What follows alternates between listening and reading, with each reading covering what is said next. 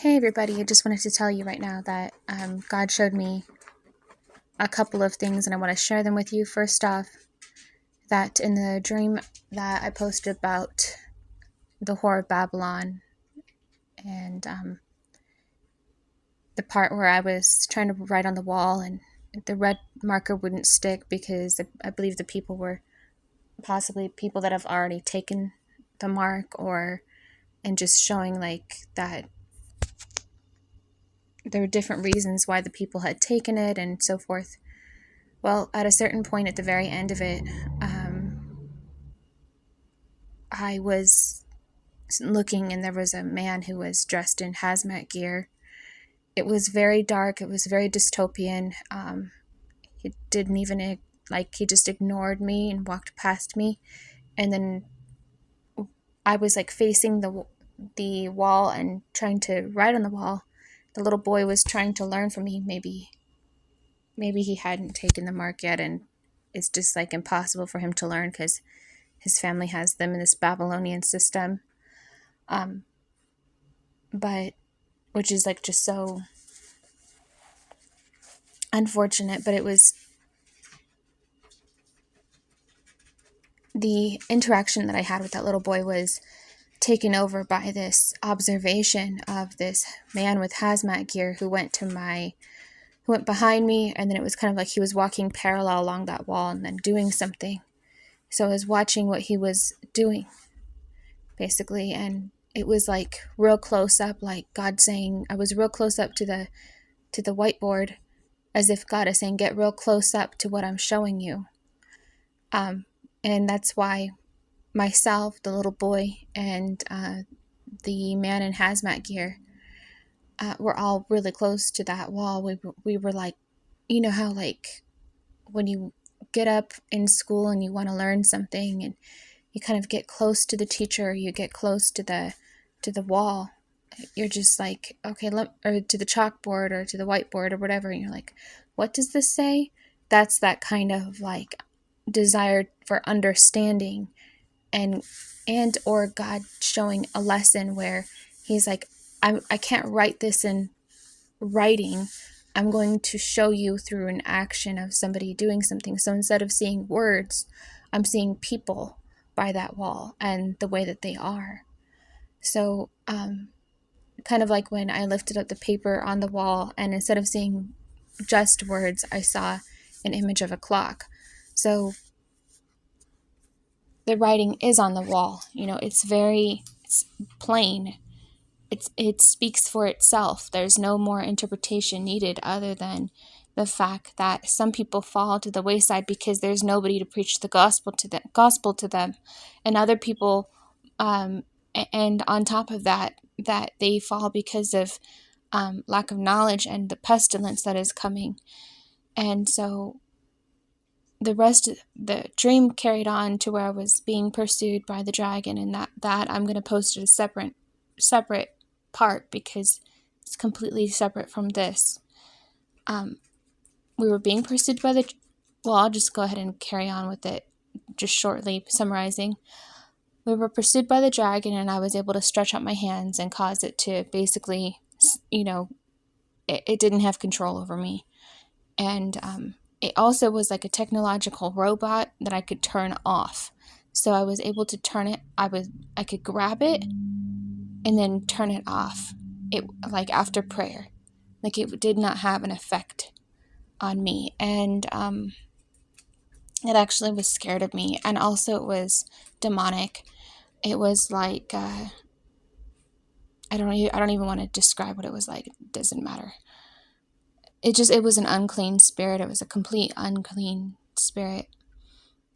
Then we were pulled over by military, and we were like, it was one of those things where like cops pull people over for like no reason. I was like, what's the reason you're pulling us over, officer? Like, instead of him saying, do you know the reason why I pulled you over? How they always test you. I'm like, what's the reason? Why are you pulling me over? Like, it didn't make sense. But he wasn't in a cop car. He was actually in a military tank, and he was parked adjacent to me, but I was facing east, and then and he was facing west, and kind of like northwest, or it was like the axis of the world or something. It wasn't like it was kind of like angled, I guess you could say. Also, the environment that we were in was a desert environment, and below him was a huge sand mound of just dirt. And by prayer, I was able to remove that sand mound. And I knew that the second he went forward, and was in his army tank, that he would just completely nosedive. And it was through prayer, and it was really odd because it was kind of like the dragon thing, where it was just by prayer, but I was able to just grab the dragon's head and just turn it off. It was a robot, and I was just turning it off. And then his, I guess you could say, where he was parked at, I knew it was unstable, and I knew that all I had to do was pray, stretch out my hands, and it's like a word of knowledge that God says, okay, pray for this, pray for that. So then that part of the dream ends, and I'm seeing basically like a family member who I helped escape famine, and I was showing her that underneath the earth that there was filth, that the earth, I rolled up the earth like as if it was like a carpet, like the first layer of earth was a carpet, and I said, look and see all of this filth. And it was just disgusting looking. Like, I thought it was demons, but actually I'm starting to realize that the groundwater is actually, the groundwater was and is at this point being poisoned. And to me, it looked like poop. It looked like rat poop and cat poop. And I interpreted that prophetically as like, unclean spirits and witchcraft, which it's both. It's also in a literal sense, unclean. It's poison. And you'll get very sick, obviously, if you're going to drink some water like that. So then I keep going, and she's still there by where that water is at, or, where the earth had been rolled up, and she's invisible all of a sudden, and I can't see her. And I go forward, and I go, come on, are you coming? And then she calls my name, and I can hear her. I go back to get her, and she's invisible, can't see her. And all I see is just a garment of rags that is collapsed and faded. And she's no longer a person, just a black shirt and a pair of black pants. But it's like I pick up the clothing, and I can hear her voice. And she said, well, will God still take me now? And I said, no. I told you that if you did that you would receive a judgment from God, and you will never be able to be saved. And she goes, I thought it'd be like that. And she was just very nonchalant, just had no regard for anything. And then at that moment, I didn't even cry or have pain. I was more angry than I was sad, because I was like, I warned you. I not only warned you, but I helped you. I showed you. I carried you all the way to this point. If you had just followed me a little further, you would have been safe. And at that point, there was multiple layers to the earth. And this part gets a little bit fuzzy, so I don't want anyone to misinterpret it. So I believe that there was a major earthquake. Well, I'll just say it right now because I just got interpretation. Okay, so there was multiple fabrics, and the earth was a bed, and it was crumpled up. And in order for me to straighten it out, I had to pull on the edges. So I couldn't fix it unless I uncovered each layer, like pulled back each layer, and then I had to straighten it out, basically. So each blanket was a layer of the crust of the earth. And actually, this is what happens often, is that the there I'll post a link to tsunami reference of what happens, but basically the earth kind of gets caught on each other's it's like a shingle kind of thing, and if there's a missing piece, or if it's like out of it has to slide together like perfectly. It's like two sets of stairs, and it has to like like going downwards. It's like gonna go in a circular motion downwards, and if one of those little like pieces is missing, then it gets caught and dragged down. So then it gets unstraightened, and it has to kind of re-straighten itself out. So that's what I've learned about when I researched about the reason why tsunamis happen. It has to do with the crust of the earth. And it was interesting that it was a bed, because it's also like got four corners, and God, says that he continually references four corners of the earth. After that, I don't necessarily remember much, but I do want to say that the girl who basically was my family member, that was just a bag of rags, or was just a thing of clothing, like rags. It just shows that she's not a person anymore. Our bodies are just like a garment that wastes away, and there's no more soul. And so her soul was gone. Who she was it was almost like just an animated brain that is still firing, but the soul is gone. The soul died. So the breath of life is not just our lungs that we breathe. It's not just oxygen. It has to do with the breath of life inside of us. His spirit allowing us to even, and people don't have to have his spirit to have the breath of life inside of them. Something to do with that. So anyways, so then the other part of the virus thing was that I was taken, this part was strange because I was invisible. And have you ever seen the movie Freebirds? And the part where like they're doing an experiment of like time travel or whatever, and there's like a glass partition, and it's like a lab or whatever, and the doctor is telling the men, he's like, the man is like, could I die? And then the doctor says, that's a confidential, that's on a need to know basis, and basically clicks off, and the guy is like all scared. Well, it was that same kind of setting. However, this time I knew for a fact that it was Russians, and the guys that were behind, that were being tested on, were not scared. And they were more of like, I have to wait for that motorcycle to go by. They were more like brazenly proud and stupid, like a bear. So when I saw them, it was kind of like this, you know how like some men in army, like they try not to feel pain, or they try not to feel like, to seem like as if they're sick. It was exactly like that. It was like, you don't affect me, like this doesn't affect me.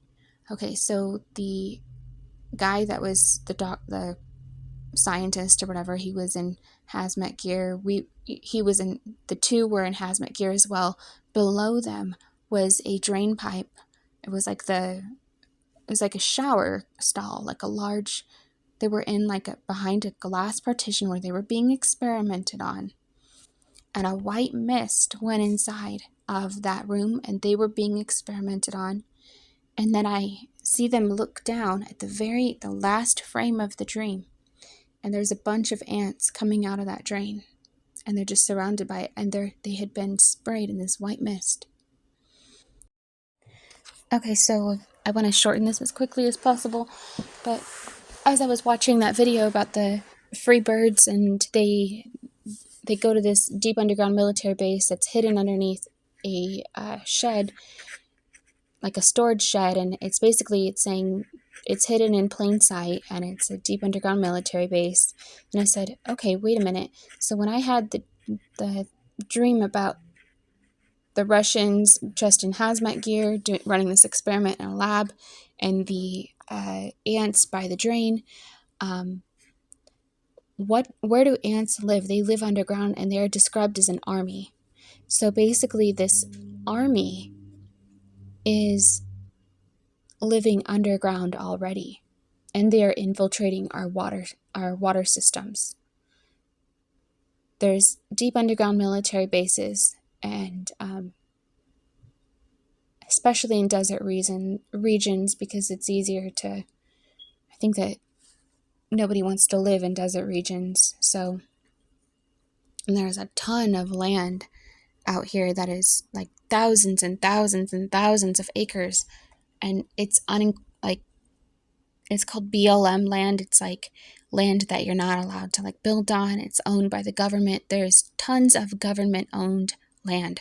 So it makes sense to me that these deep underground military bases are underneath the land, and then they're are like deep in the land, and it's a military government that is doing releasing a pestilence into the groundwater,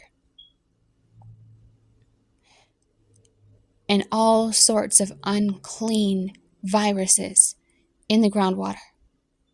And they were not afraid. The people that were being experimented on, the 2 Russian soldiers that were being experimented on, they were laughing. The man who was the doctor was not laughing, but he was also wearing hazmat gear. And so this is what I'm thinking, is that they are, it's not just one experiment. It's, and also there was a huge white mist that surrounded them. And the last frame that I saw was the ants near the drain. And I saw ants near a drain again in a vision today.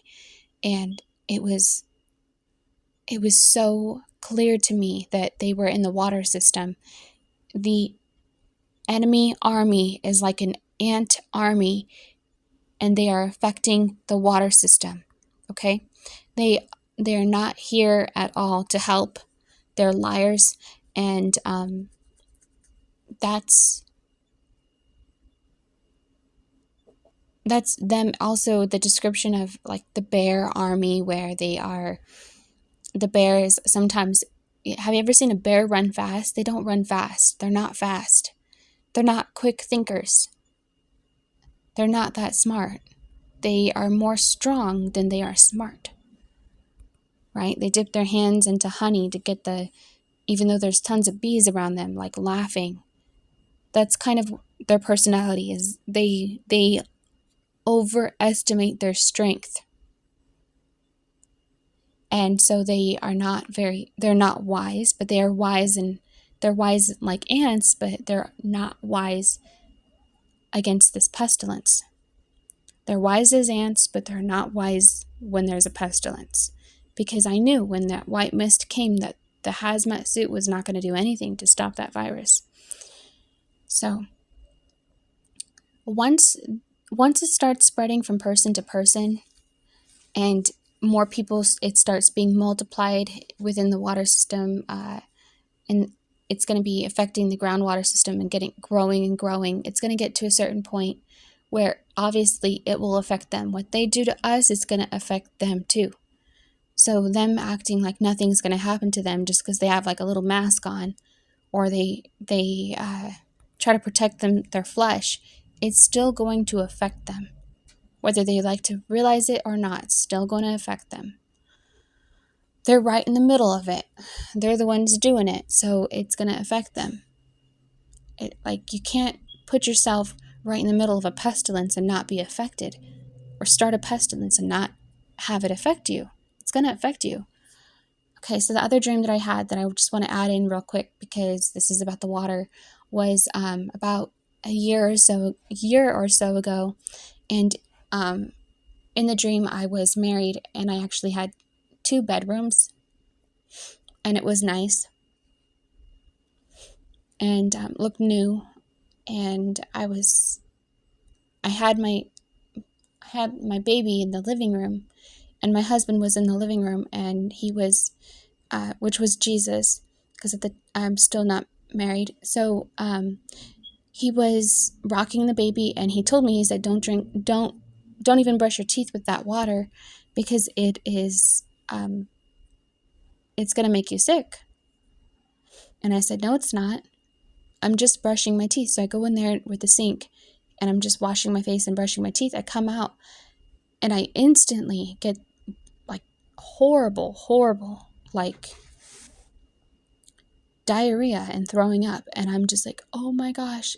And I get out of the bathroom, go to see him, and I'm like, I can't believe this. I'm so sorry. Like, I cannot believe this. And we don't have water for me to drink. So I was like dehydrated, like to the max, because there was no available water. Thank you for listening, you guys. Thank you for your patience. If you've made it this far, God bless you. Thank you so much. And also, this is a message to be listened to now. The warning is to protect us, not to scare us. And I know that people who are true soldiers in Christ, they're not afraid. But, without a vision, my people perish. My people perish for lack of knowledge. And so God is giving you knowledge to prepare yourself so that you don't drink this water. Abstain from it and just get yourself ready, because it's going to get worse. And the worst thing, the last thing you want to have during this time of everything going on is dehydration, and for that to be exacerbated by a virus. So, yeah, he loves you, and he wants to take care of you, and he wants to give you these warnings ahead of time. That way you're not afraid when things happen, and that you'll pray and take the warnings, and the plague will pass over you. So God bless you guys. Take care. Have a great day. Bye-bye.